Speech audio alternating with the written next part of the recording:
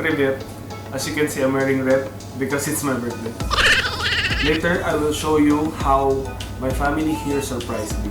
But for now, I want to share something.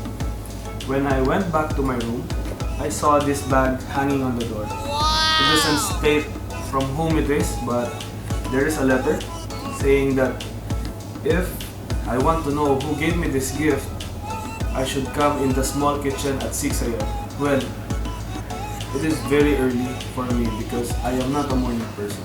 But who can this person be? Since my family already gave me a surprise and gave me my favorite cake. Wow! And Miriam gave me this cute bag. She knows that I'm a big fan of camouflage. Wow! What I will do now is I will try to sleep and let's find out tomorrow who this mysterious person is. So, good night for now. See you all.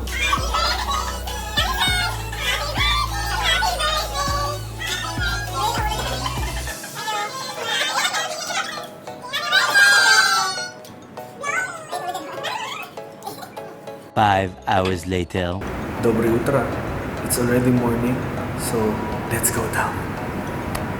Guys, I'm already outside the kitchen and let's find out who this mysterious person is.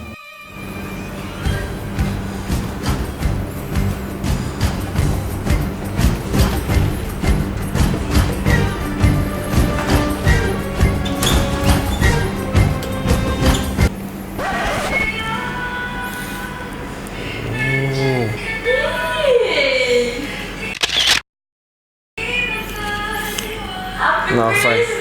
You late. It's 6:30. Ah, you're behind all of this, huh?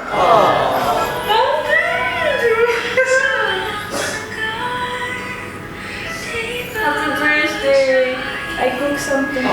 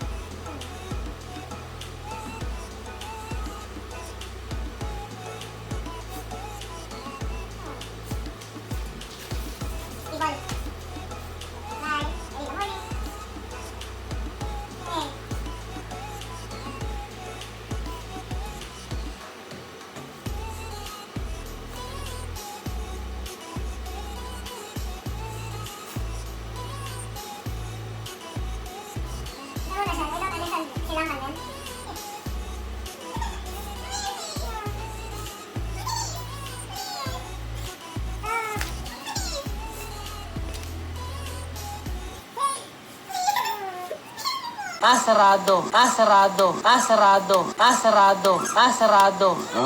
Paano masabi? Finally, we're home. Me and Miriam went out to grab some dinner, do window shopping, and take pictures also. Wow!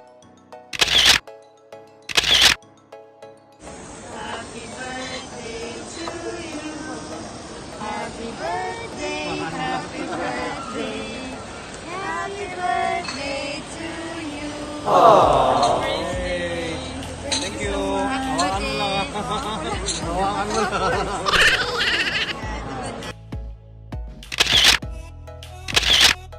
I would like to take this opportunity to thank everyone who remembered and made my special day memorable. I will just keep it short because I am really an emotional person and I don't want to cry in front of the camera. So, see you all in our next videos. Thank you for all the support. Good night. Paka.